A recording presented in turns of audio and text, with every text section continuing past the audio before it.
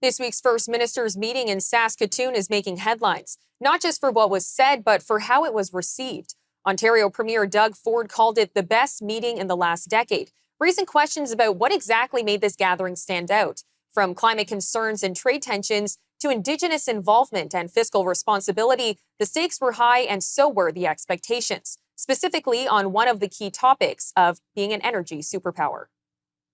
We support the aspiration for Canada to become a global energy superpower, and that means we are going to have discussions. Some of them, not all of them easy, but have the discussions about advancing all of the energy products that we have and all the natural resources essentially that we have in a sustainable way and in an inclusive way. By the immediate change of tone that we've seen from recent months, I think that there's when we hear the Prime Minister talking about being an energy superpower, we haven't heard that kind of language for some time on both conventional and clean power.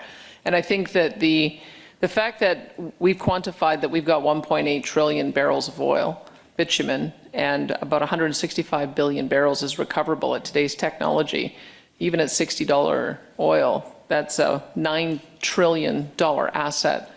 And you simply wouldn't have a policy of leaving a $9 trillion asset in the ground when it can stand to benefit everyone. You have to address issues, of course, of Indigenous ownership and equity partnership. You have to address issues, of course, of emissions and other environmental issues. But that's what I heard, is how do we have an all of the above approach?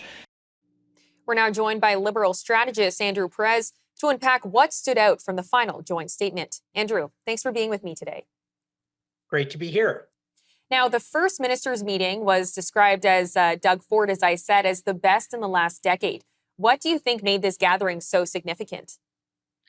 It was really the collaborative nature of the First Minister's meeting, Theresa, which took place in Saskatoon, which in itself was symbolic. The First Minister's meeting to take place in Saskatoon in over 40 years. And so what really struck me about the meeting was this collaborative approach.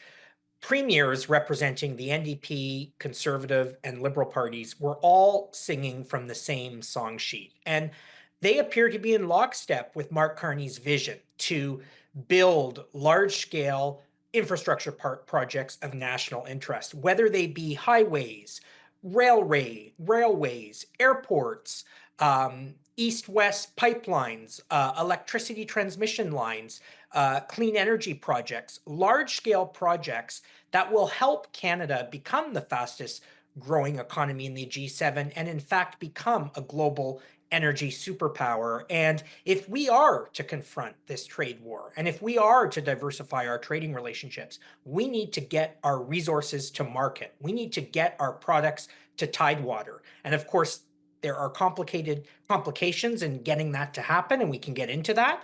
But I think as a first step, this was indeed a successful meeting when you had Premier Doug Ford likening Mark Carney to Santa Claus and giving out goodies. I think you can say that that was a successful meeting.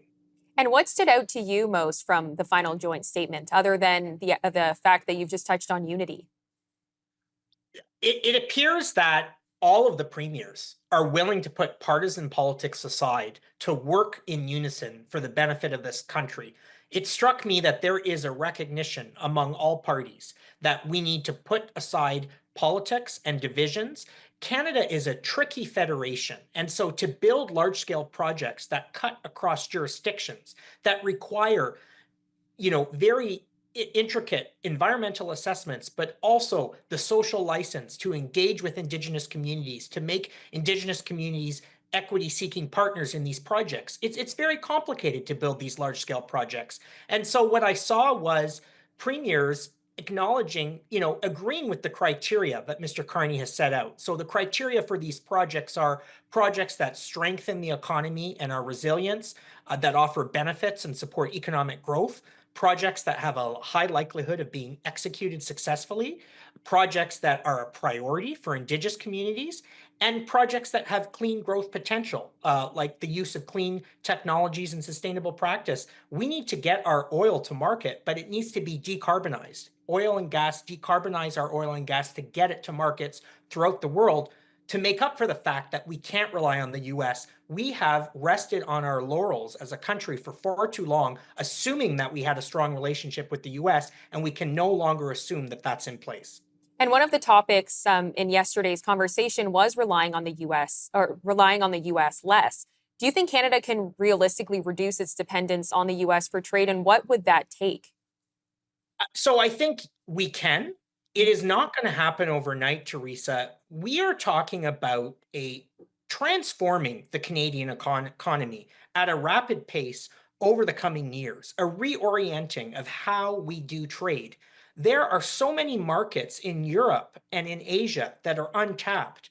And so building these infrastructure projects, leveraging our critical minerals, which we know there's a need for critical minerals around the world to fuel green technologies and electricity. So getting those critical minerals to market, and again, oil and gas that is environmentally sustainable in a way that we can meet our 2050 net zero targets. And so I think it can be done. It's going to take several years. And I think these are the building blocks that you're seeing that Mark Carney has unveiled. Mark Carney is attempting to do something, mind you, that his predecessors, Justin Trudeau and Stephen Harper, weren't able to do. Get large-scale infrastructure projects built in a way that's sustainable. The Harper government was criticized for ramming over environmental assessments and expediting projects too quickly, and the Trudeau government was criticized for allowing projects to be bogged down and not getting those assessments completed. So it's a tightrope that the Carney government is walking, but I think in working so closely with the premiers, they'll have a chance at success.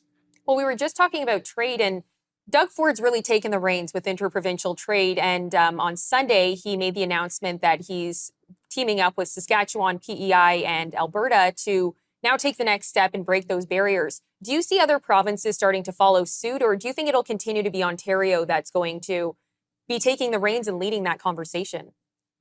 I hope that other provinces follow suit. I think there's a recognition that these internal trade barriers, which, by the way, encumber labor mobility across provinces, the free flow of goods across different provinces, this has been restricted for decades. And so we saw Premier Ford sign a memorandum of understanding with the Manitoba government under Premier Wab Kinew, and I think that was an encouraging first step.